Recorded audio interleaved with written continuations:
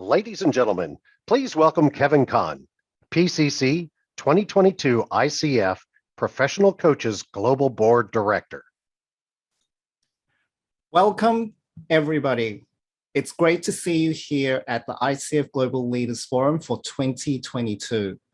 It's been wonderful to connect with every one of you from wherever you're dialing in today. We're humbled and grateful for your participation, and as always, very thankful for your volunteerism, your commitment, and your leadership to your chapters. Before we begin our program today as chapter leaders, I'm sure you saw our publicly released statement noting that we are suspending our chapter activity in Russia, and you may be fielding some questions from our members. We'd like to clarify that although we are temporarily suspending Russian chapter activities and new membership and credential applications, ICF will not revoke current Russian members and credential holders, as well as coaching and education providers. Please note that Russian government's actions and subsequent global sanctions imposed on Russia made it virtually impossible for ICF to support the chapter in Russia at this time. In addition, please know that we are in regular conversation with our colleagues in Russia and Ukraine, and we are seeking best ways that we can support them all throughout this moment. Also, please reach out to our regional team who are there to help you with any further clarification and questions. Now, we want to take a moment of silence in memory of the victims of the Russian government's invasion of Ukraine. Thank you.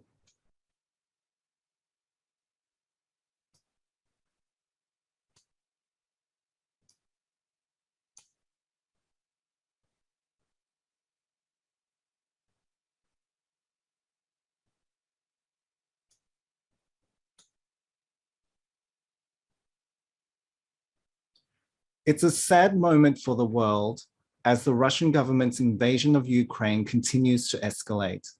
We, as an organization, are thinking not just about the ways in which we can support all of our members, but also about how we can contribute through our unique work and expertise to others around the world whose lives have been threatened in many different ways.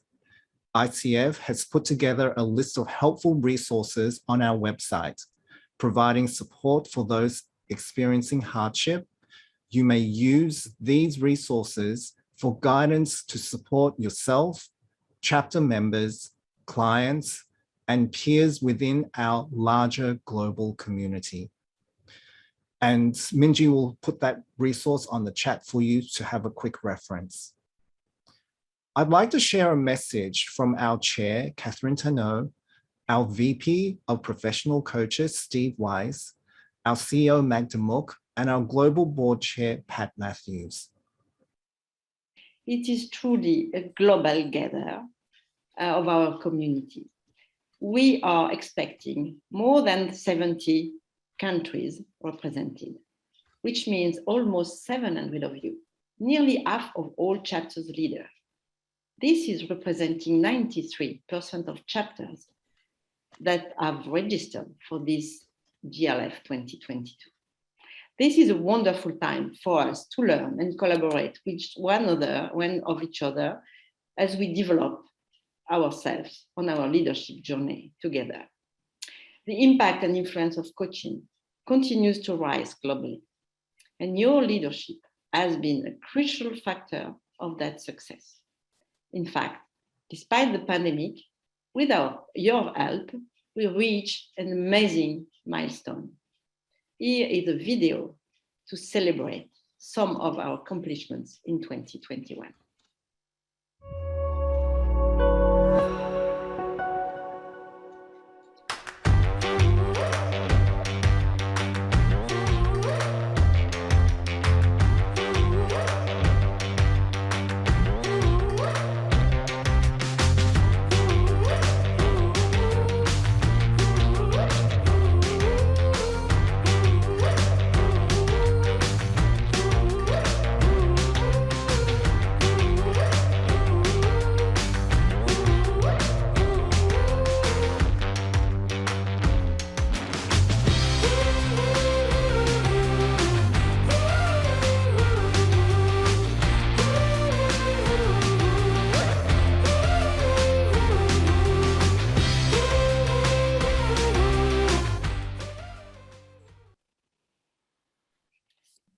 Again, thank you for your fantastic support.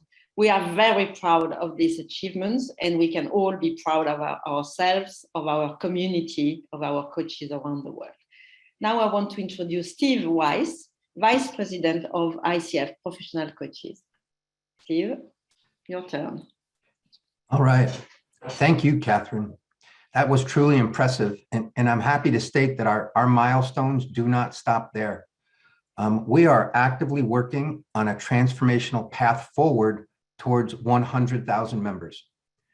Now, as we do that, our focus as an organization is on sustainable progress forward.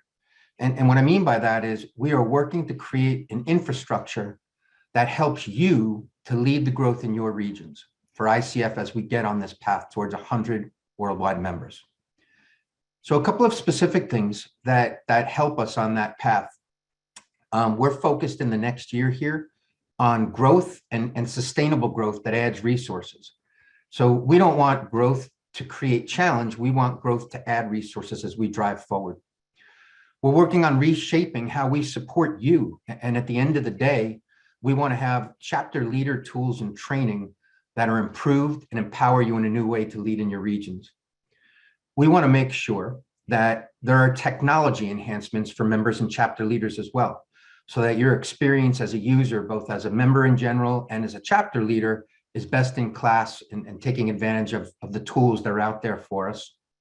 And then finally, we are also just looking to enhance our membership operations across the board, really again focused on those primary growth drivers of member acquisition and retention. Now, although we're living in some challenging times here, I can assure you that we have amazing strategies in place. And in addition, we're benefiting from a growing coaching marketplace. And maybe the most important thing that we have here is the amazing collective energy of this group that we have to implement our plans going forward. So thank you for a second here. I am happy and proud now to introduce Pat Matthews, who's our Global Enterprise Board of Directors Chair. Pat? Hello, everyone. Great to have you here. And thank you, Catherine and Steve. I'm deeply saddened by the war in Ukraine and the fact that some of our dearest chapter leaders couldn't be present here with us as a result. GLF is a time to gather our community, and therefore, through our thoughts and prayers, we remain deeply connected to one another. For my part, I want to highlight a few fantastic initiatives that'll continue to establish ICF as the leader in the industry. We've had active task forces working on these important projects, and I really want to thank everyone involved. We couldn't do it without you.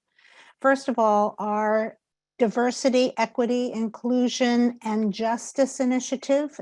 We had a task force working on this, and they completed their work. As a result, ICF has hired Lakeisha Brooks as Director of DEI&J. And Lakeisha is also here present with us and will be a presenter at GLF and is in the process of forming a council. So you'll hear more about that shortly. We're pleased and welcoming for Lakeisha. The Icf Values update, you've probably seen something about this, but the new values have been adopted and are the focus of everything we do, and all updates are live on our website. I also want to acknowledge something that's going on right now, the ICF Strategic Initiative, its vision and mission. The strategic planning task force is hard at work, and we thank all of you who have had input so far. We've had a lot of thought and energy going into that. And last, but certainly not least, I want to thank you, all of you, chapter leaders, for your outstanding contributions across the years. We'll continue to evolve our strong collaboration around the world to make this organization stronger than ever before. And now it's my pleasure to introduce Magdalena Mook, our ICF CEO. Thank you, Pat. Thank you, Steve. Thank you, Catherine. And welcome, welcome, welcome, welcome. It's so good to see 150 of you right now on the screen. It's been too long that we were having an opportunity to see each other. And thank you for finding time in those challenging times that we are currently facing. And we really so appreciate your engagement and expertise. We saw in the video our tagline, empowering the world through coaching, and this is because of you. So thank you for your partnership through this evolving journey for us. Coaching certainly is a unique process to support people overcome challenging times. And we'll continue to provide resources to assist you and your chapters. Also, coaching is emerging from the pandemic and yet facing new challenges, but stronger, more appreciated. And we know it because it's validated by our global consumer awareness research, showing that global awareness of professional coaching jumped again, and now it's at 70% worldwide. That is almost 20% jump in the last 12 years. Unprecedented, and thank you for that. More and more organizations are using coaching and building coaching cultures to support their teams and ultimately achieving greater results as the world is not becoming any less complicated. Icf Credentials, again, we heard the milestone, and by now we are almost at 44,000 credential coaches around the globe. So the credentials are gold standard and commonly referred to as such. Our coaching education programs are attracting more and more providers worldwide as well. And we see a great application of coaching in amplifying and accelerating societal goals. And it is all because of committed professionals like yourselves who made a choice to become members and leaders for and of ICF. Thank you for that. And Catherine, now back to you. Thank you, Magda. We will now officially launch our leadership journey, which is the theme for our GLF 2022. We will start with engagement, then move to education and growth, and finally, we will tackle innovation and succession plan. Each session will provide you content and tools to help you and your board to run successful ICF chapter, even more successful because you are already very successful. So please take time to make connections, to share best practices, to learn together, to grow together. And we want you to go back home with great inspiration. Terrific, how inspiring. And thank you so much to Catherine, Steve, Magda, and Pat. There's so much to look forward to over the next 3 days. But before we begin, let's just do a couple of housekeeping notes. Please use the chat function to share your thoughts during the session today. That's where all the learning is. Please be respectful of others and be mindful of the ICF Code of Conduct and our core values of professionalism, collaboration, humanity, and equity. Translation is provided during general sessions using Wordly. For breakout rooms and networking sessions, we recommend using Google Translate. The GLF workbook can be found under the live event tab on the GLF website. This workbook is fillable. We recommend the workbook for taking notes and following along with the program. Okay, so let's get started. I'd like to introduce to you Sarah Saldek. And she's been referred to as a social equity expert and talent economy influencer. Over the past 20 years, she's become a renowned thought leader on topics of generational shifts, engagement strategies, and change management. Sarah is the founder and CEO of XYZ University and Sarah Sladek and Company, the host of the Save the Association web show, and the member IQ podcast, and the best-selling author of 5 books. Backed by years of experience and supported by solid research, Sarah remains committed to helping organizations plan for the future and prosper in the new economy. Sarah recorded a special presentation for you on the future of membership, how to engage the next generation of ICF members, leaders, and volunteers. We'll play that presentation for you now. Welcome to who or what comes next. Throughout this presentation, I'm going to be urging you to be asking yourselves not just what comes next after this pandemic and remote work environments and all the chaos, but actually asking yourselves who comes next. Because within ICF, we know that the organization needs younger members, younger volunteers, younger leaders. We have to be very mindful of the next generation. And regardless of where you are tuning in, we know this is a global phenomenon. Countries everywhere are challenged with engaging younger generations of members, volunteers, and leaders. So thank you for tuning in. I'm Sarah Sladek, your presenter. So let's get started. First and foremost, welcome to the end of work as we know it. That might sound really ominous, but we know that we are indeed at the end of an era, not just because of COVID. Oh no, this has been in process for quite some time. We know we're at the end of an era for a few key reasons. And the first one is the economy. We have had, ever since the dot-com bubble burst, extremely unpredictable, unstable economies. Extreme highs, extreme lows. And again, this isn't just relegated to one country. It's been observed throughout the world. That changes consumerism, and it certainly changes membership. Now our members are wanting to know, well, if I'm spending $5 on membership, what do I get in return for my investment? And it doesn't matter whether it's $5 or $500. They want the answer to that question. We're all more conscientious consumers. So that changes our workplaces and our membership communities. The second reason that we know we're at the end of an era is technology. Technology has been rapidly changing for a period of time there. We had more technology developed in the span of 5 years than in the previous 50. Can you imagine? Well, yeah, we thought we were adapting really fast until we had a global pandemic and everyone was forced to use technology and to move on to Zoom and to work remotely. And all of a sudden, it became very apparent that many of us, as leaders and organizations and workplaces, we weren't as tech savvy as we had hoped. But technology is continuing to advance and continuing to change our workplaces, which is partly why we're at the end of work and membership as we know it. And the third reason we know we're at the end of an era is the demographic shift.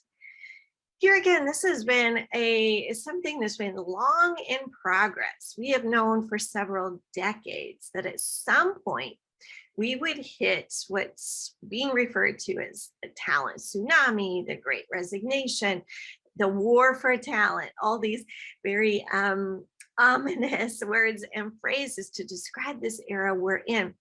But we knew it was going to happen because the baby boomer generation globally, it's a very large generation.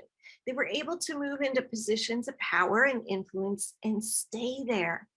In fact, baby boomers were the workforce majority for 34 years.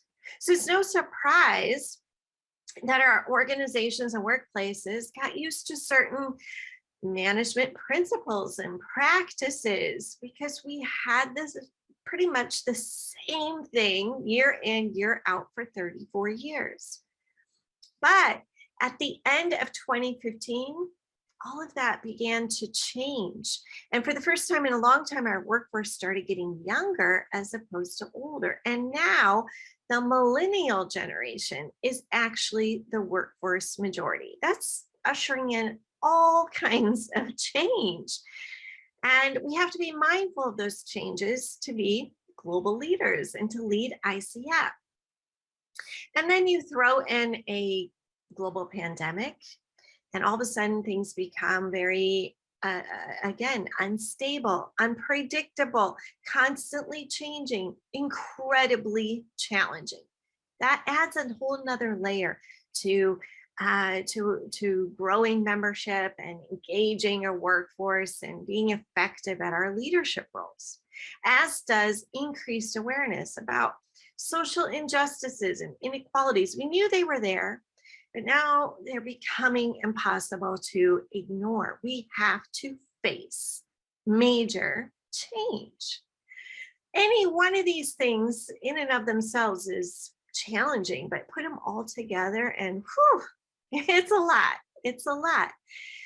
Some people have used the phrase the world flipping upside down, here and now, because the change is so significant that it feels like everything we knew to be true, everything we got used to in our society is now being flipped. It's being re-examined. It's being turned upside down. And we have to kind of rebuild from the ground up. But there is hope. It's just a matter of us really, truly understanding how we got through this lens and how to flip things back or rebuild our future together collaboratively, which is where that generational piece comes into play. Now, before we can talk about building the future, building stronger chapters, engaging younger generations, we have to take a step back and we have to really understand how the heck did we get here? We have to really look at generations, perhaps in a little bit of a different way. So bear with me, I'm going to take you on a very brief tour through history. When we look at generations, it's not an exact science. The information I'm going to share with you doesn't apply to every single person in every single age category. However, there are always major shared themes, because whatever's happening in society in our childhood and adolescence, it shapes our values, and we carry those values throughout our entire lives, those shared experiences. So we tend to see common themes and traditions and values within each generational cohort. So as I mentioned, baby boomers, largest generation in history. At that time, there was a huge population bulge. It was a post-war era. There were ample job opportunities, more people attending college. And you're looking at the typical grade school picture of this generation. Notice how everyone kind of looks the same. I have similar haircuts and similar outfits. Everyone's wearing dark shoes. We'll get back to that in just a moment. But the economy was booming. Baby boomers actually became the wealthiest generation in history.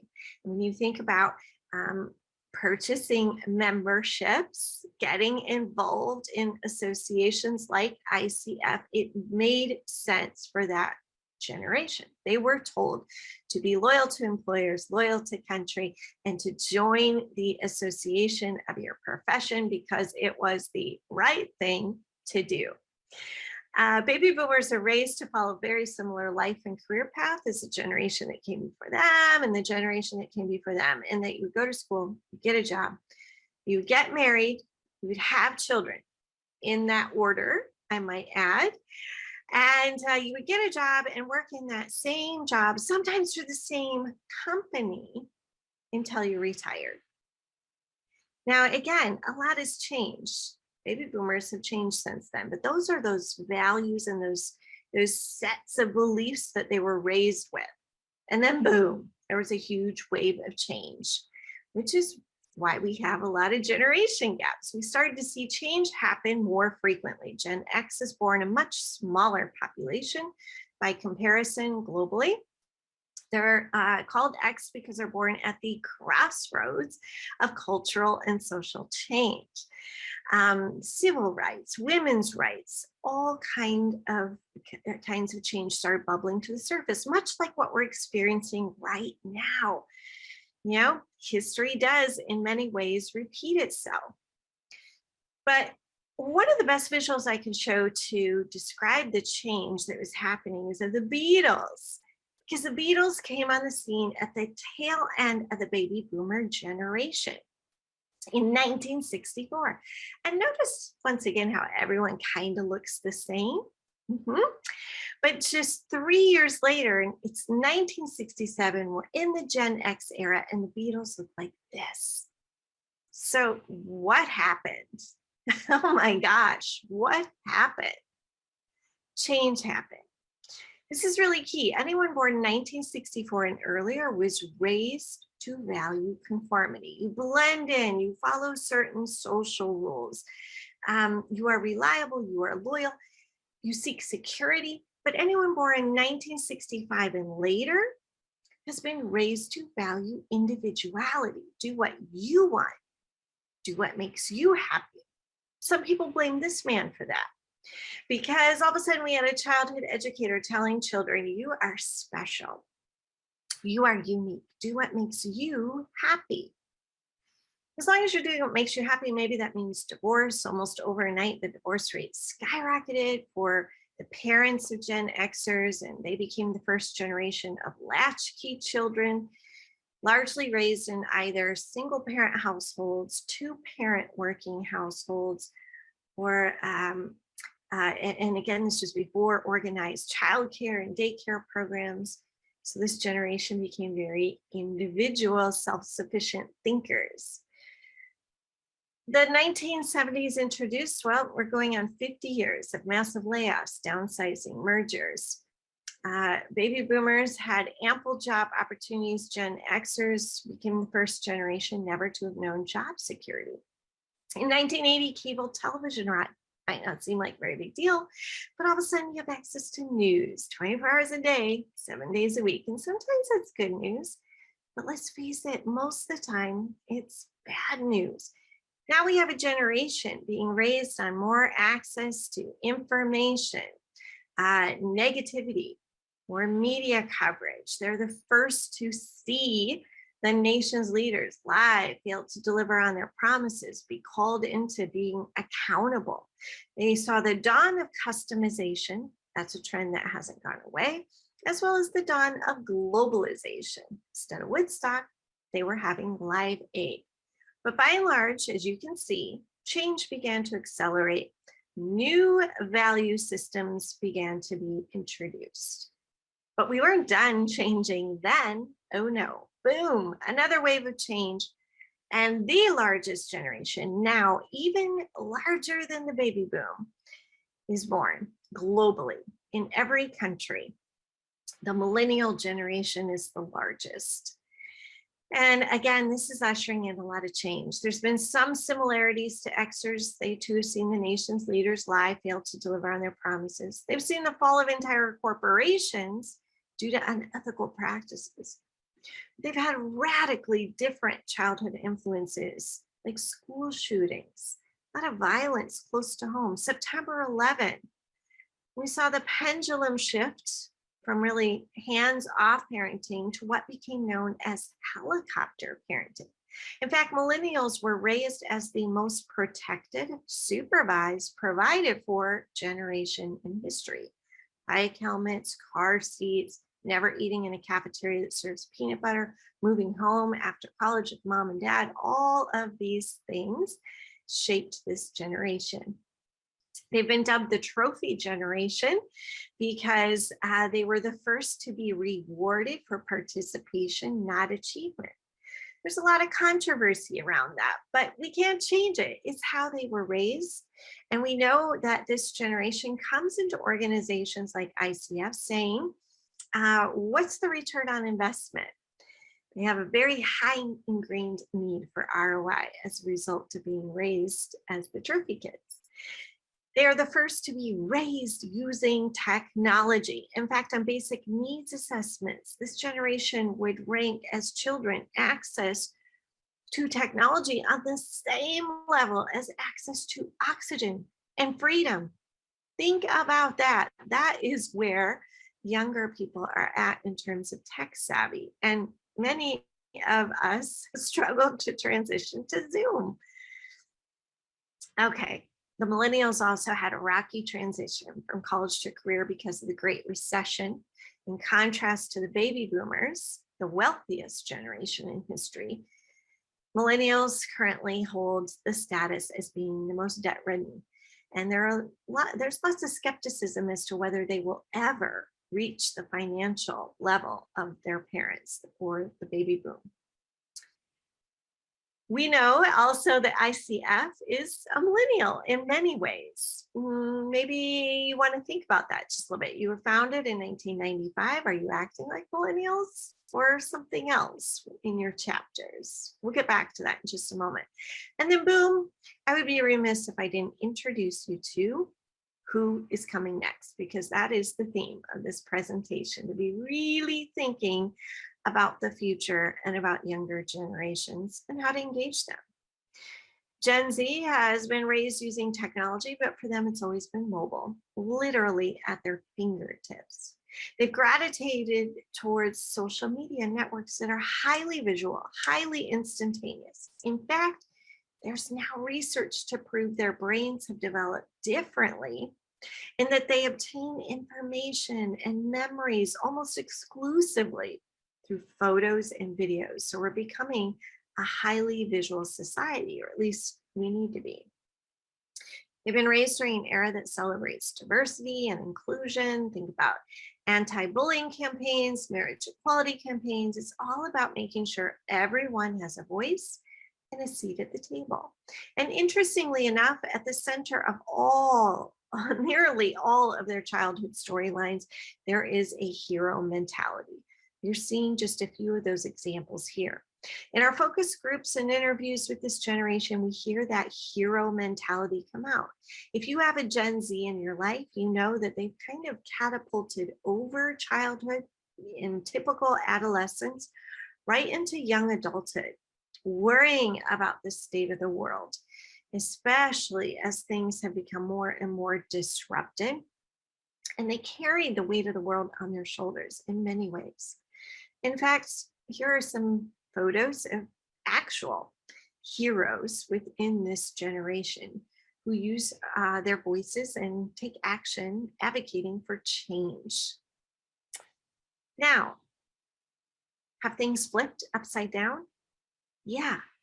In a matter of a few decades, we've seen substantial change in everything from consumerism, economics, technology, how we raise children, how we interact and communicate with one another. So my question for you is, if young people entirely were empowered to lead ICF, if they had your role as a global chapter leader, what would they say about your chapter?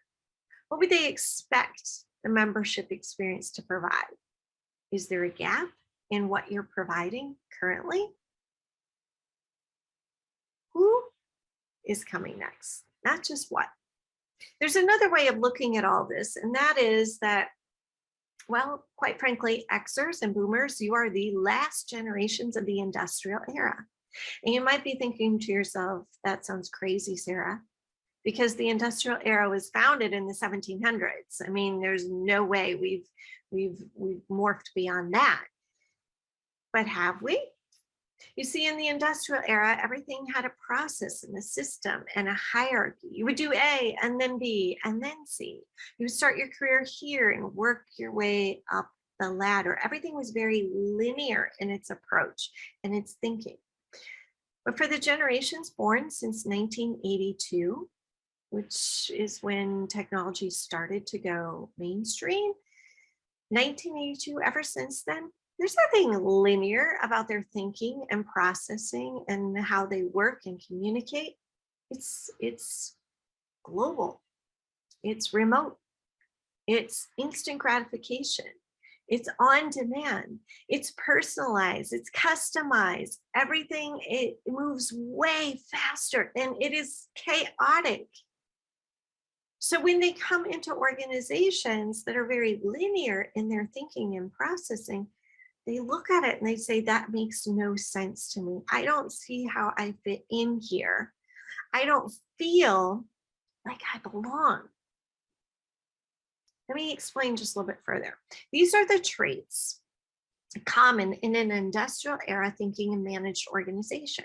Hierarchy is prevalent. It's all about making money, profits.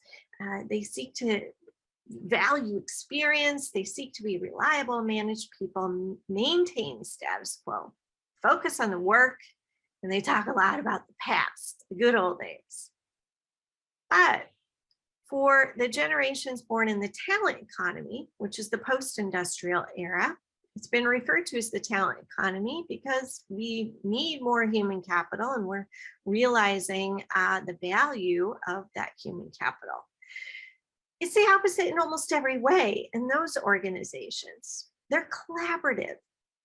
They put their people first. They seek to be innovative, and they are very adaptable. They're like Gumby.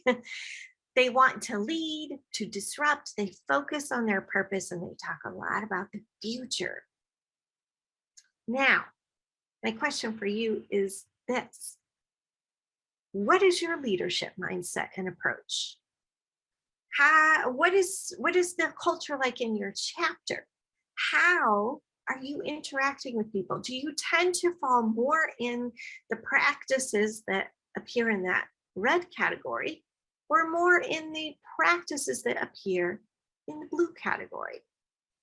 Because that's very telling about your ability to prepare for who is coming next and your ability to engage them.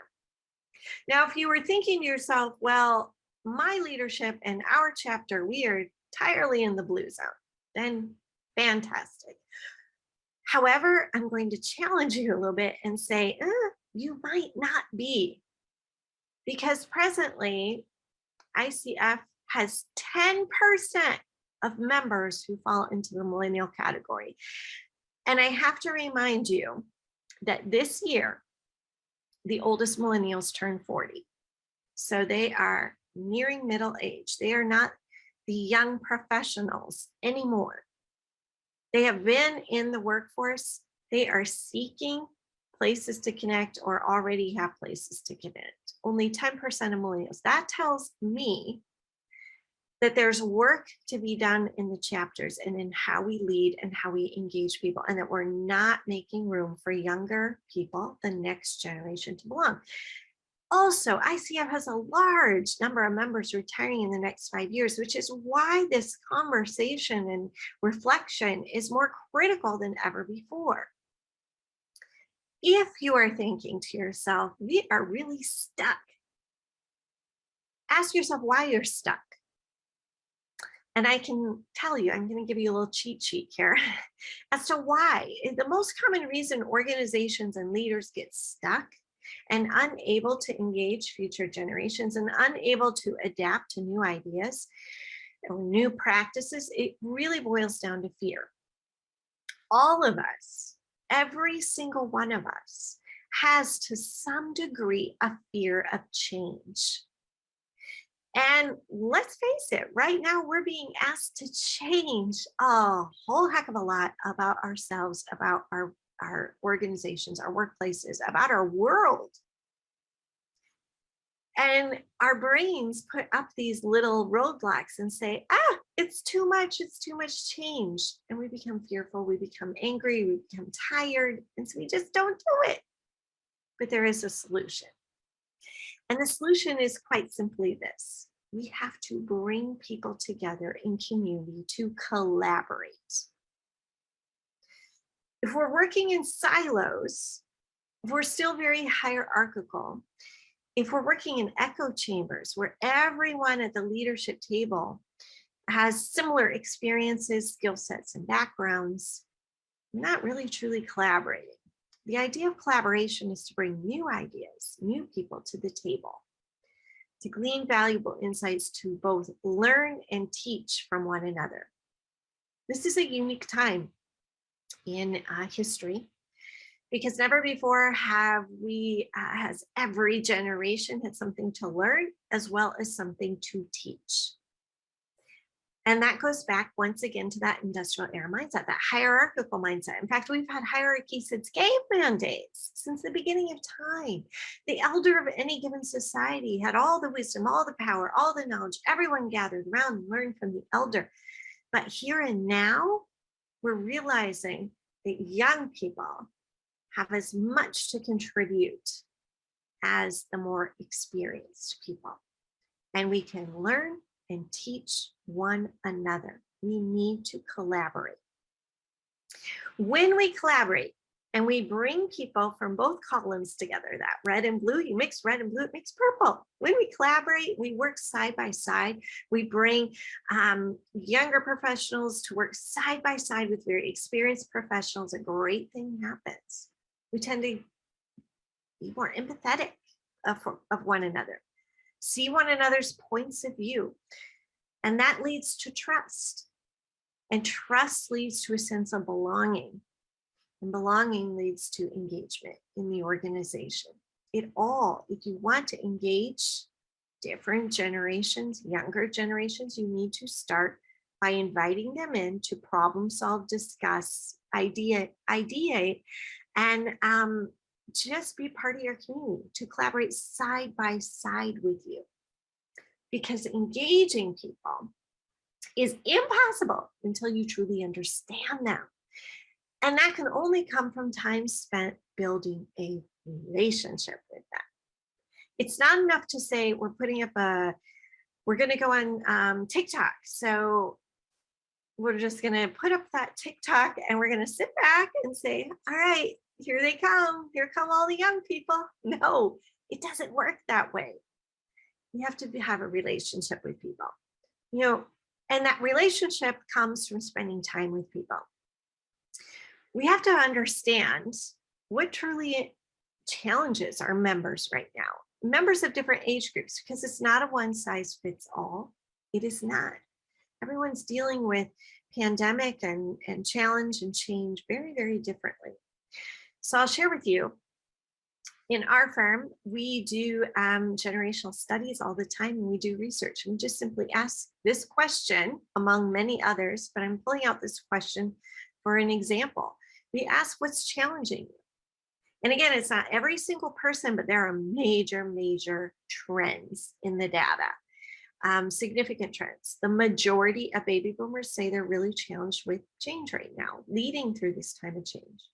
Gen Xers say they're really challenged with work-life balance, trying to figure it all out, raise children, as well as have a prosperous career. Millennials are still saying they're challenged with being taken seriously. And here's a preview of what's coming next, who and what's coming next. For Gen Zs, teens, early 20-somethings, they are challenged with anxiety about the future. You need to do this work for yourself to, again, begin to have that empathy and understanding of what is happening in your membership community. You ask those questions. Also, another step is to bring leaders together in your chapter to have some conversations, some exploratory discussions. For example, if young professionals, let's say if millennials led our chapter, it was all millennials all the time. If they led our chapter, what would they do differently? Begin to brainstorm.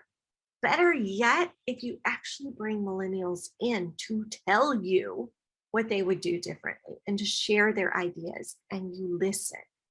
But at minimum, you should have these exploratory discussions with your leadership and really start thinking about where those gaps to engagement exist. One answer I know for certain from our research is that millennials would say, I want to be invited.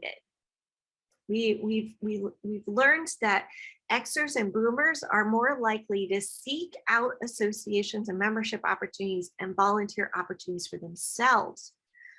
They'll do the research, then they'll join, then they'll sit back and observe for a little bit until they feel comfortable jumping in, raising their hand, and getting involved.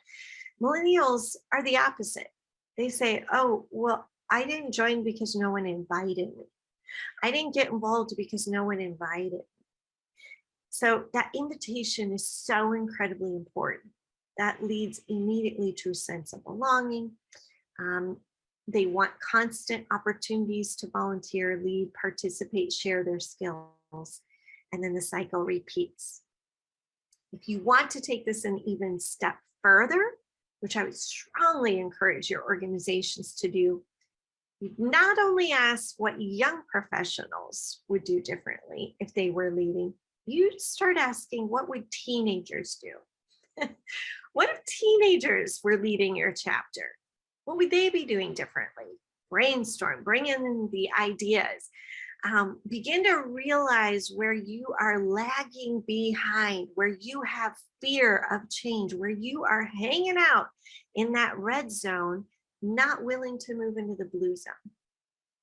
It's imperative that we move over and begin to have these future-focused discussions, because change is already here.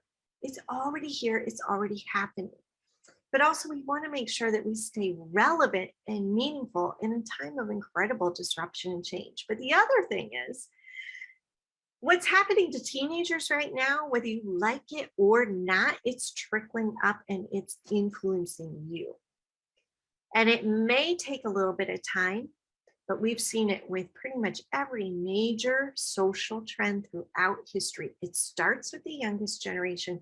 It trickles up, it influences the masses. Now, you are either slow to respond or quick to respond. You're either anticipating the change or resisting the change and failing to see the opportunity. If you want younger generations involved, you got to be paying attention to what's happening in their lives. Their lives, we're all very disrupted right now, but imagine through the eyes of youth, the disruption that's happening. They've been raised in many ways to compete. They have increased access via technology, and a whole heck of a lot of change is happening. Just in brief, with looking through the eyes of a teenager, Gen Z started out at a very young age being encouraged to compete. In the aftermath of the Great Recession, a lot of parents panicked and thought, we have to raise our children to be exceptional at something. And so they've been under pressure to have good grades, to acquire and master a skill, and to be very marketable to colleges and careers. That pressure to compete. They've been raised during an era where there's always been help wanted signs. They have their choice of any job. People are seeking them, demanding their attention, vying for their participation. So you want to be ahead of the curve, because there's other organizations that will be vying for their participation as we go forward. They're holding organizations accountable. They want to be a part of an organization that leads, that has values, to be inclusive and to build healthy communities. And if you're not doing that, they're going to call you out on it. You got to be aware of that as well as we begin to grow membership. We have to be aware of the fact that this generation has had to interact with the world, going to school with masks, lots of safety protocols, lots of rules. This is beginning to influence them a little bit. They're going to want organizations that likewise have that code of accountability, the rules of conduct that we're going to uphold positive, healthy communities. And during all of this challenge and change, they have coped and continue to cope by using and tapping into their creativity, posting videos and using their humor, but also using social media as a platform for raising their voices for change. That's what teenagers are thinking about. They think, the majority of them think they will make a bigger difference in terms of global politics. They think creativity is really kind of one of the most important valued aspects of their lives. They think they want to start businesses. They're very, very entrepreneurial. And they think they want flexible work.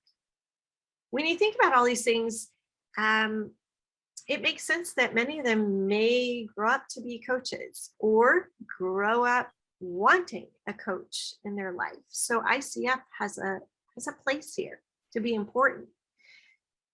But the question will always come back to this. Will those young people, when they come to your doorstep, whether as members, as volunteers, as leaders, or even prospective coaches, employees, the question will always come back to, do I feel like I belong here? Will I belong at ICF? And if you have any doubt at this point as to whether younger people can say with absolute confidence, a resounding yes, I will belong here, it makes sense for me to join. I am a valued participant of this community. If there's any shadow of a doubt that you can't say yes to any of those questions, then you need to self-reflect. You need to collaborate. You need to go back to basics. You need to understand that we may be at the end of membership as we know it, the end of work as we know it, the end of an entire era as we know it. But that doesn't mean we're at the end of needing to belong. That doesn't mean we're at the end of ICF altogether. It means it's your responsibility as a global leader to begin to plan and prepare for the future. It's on your shoulders to build relationships with the next generation and create a space for them to belong. It's not just about what is coming next, it's about who is coming next. That's how you engage the next generation. I'm Sarah Sladak. Thank you for tuning in. Thank you, Sarah. And what a great topic to engage our chapter leaders on. So I took away two key important things there: adaptability. And that's really important for our chapter leaders. We've just gone through the global pandemic, the war on talent, and generational shifts, which leads us into succession planning, which we will talk about during GLF. And succession planning is so important, as Sarah has pointed out. How do we make sure that we have membership growth, and how do we engage the next generation? So with that, we'll transition into a small group breakout session now on member engagement strategies. So what's trickled into your mind after watching Sarah? For the breakout discussion, you're going to go through and discuss the following questions. What is the culture focus of your chapter? Is it industrial or talent-based? To what extent do you believe that your leadership are fearful or open to change? And the last question to talk about is, how are you building relationships with the next generation of members and leaders? These questions can be found in your GLF workbook and will also be shared in the chat. Make sure you identify a group leader in your group who will be responsible for reporting back your key learnings when you return into this main session. So enjoy, and we'll see you back shortly. Terrific. Thanks, Roger. Welcome back, everybody. I hope you all had a great discussion. So let's hear from our breakout group leaders on the key learnings from their discussion groups. To help us with that, I'd like to introduce to you Minji, our ICF Professional Coaches Regional Development Manager for Asia Pacific. Minji is going to help me to see who's going to raise their hand. So raise your hands downstairs on the icon below, and she'll see who is going to report out for their groups. So Minji. Thank you, Kevin. So anyone would like to share their discussion? Oh, I can see Mahesh hands up. Yep. May I? Sure. Couple of things. While most of our discussion revolved around what we're currently doing, little time was available for us to spend what we can do.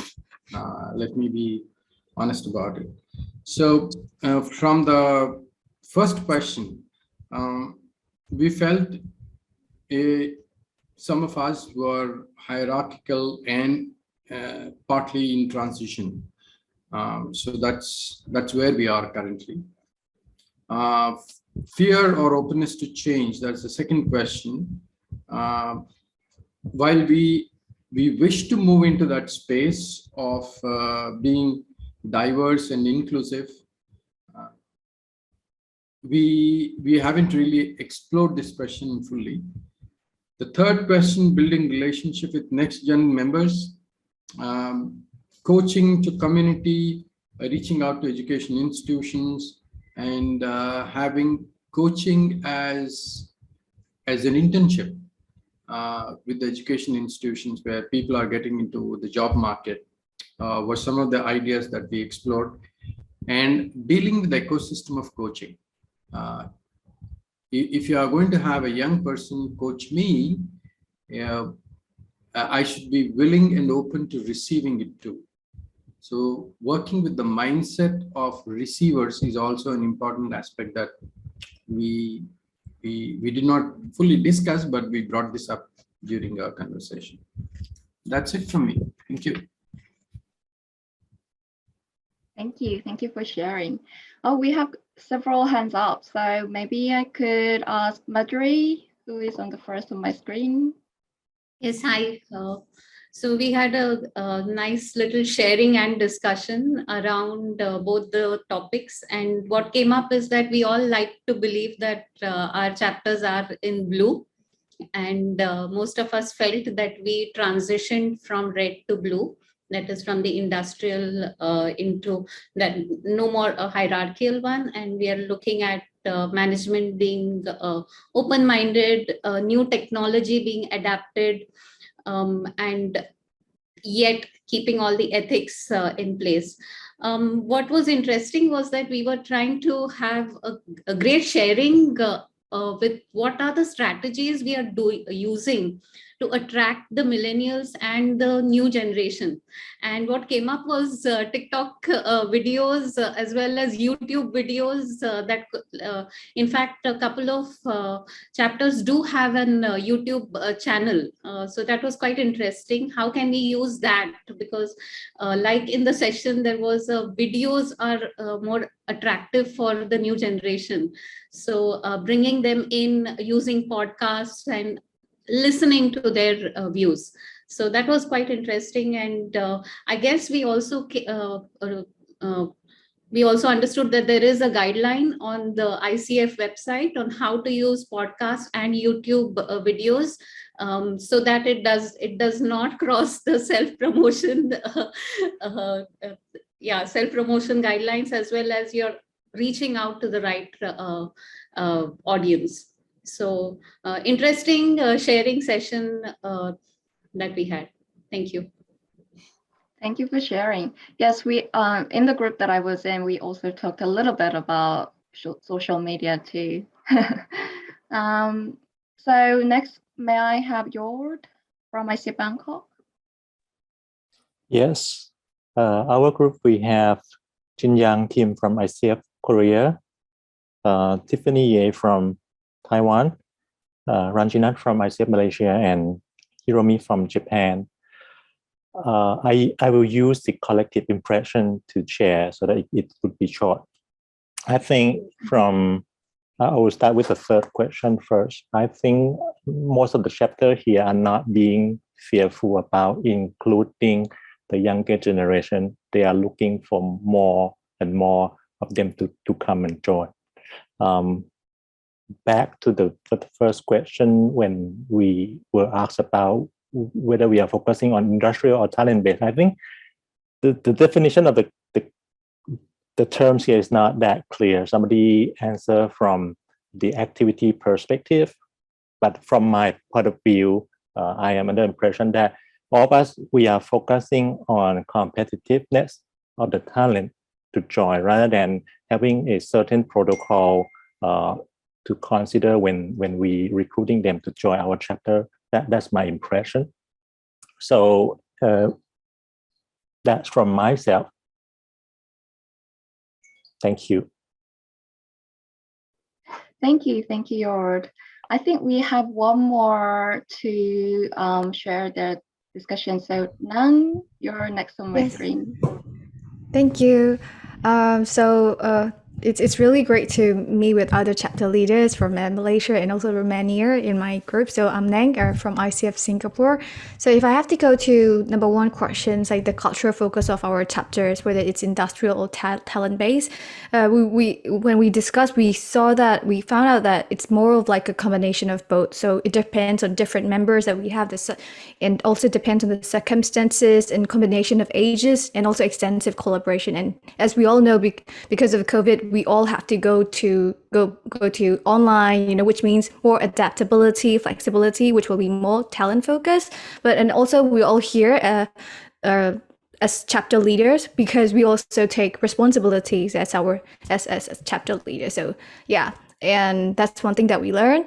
And for number two, to what extent that our leadership are fearful or open to change. I think it's more towards open to change because when we discuss, we could see that our chapter leaders are already practicing like taking feedback from the members to really with the future focus, how do we really benefit or how do we move forward in terms of like that. So we're more open to change. And for the third question, in terms of building relationships with the next generation of members and leaders, I could see that for some chapters we have like half in terms of generation. We have more younger, but I think in other chapters we have more older generations, but with more young leaders coming up as well. And we discussed that invitations are needed, but at the same time, because me myself, I'm also like a young leader in our chapters. I actually enjoy the opportunity or freedom that my exco members are actually giving me, but as well as I also would love to learn how we previously did the thing so that I can learn, adapt, and also innovate and moving forward. So it would be great that if we can have like share of like, we also get a sense of, freedom, like, okay, well, how what we can do. And at the same time, we also get to learn from our previous chapter leaders. So I think that would be really great. Thank you.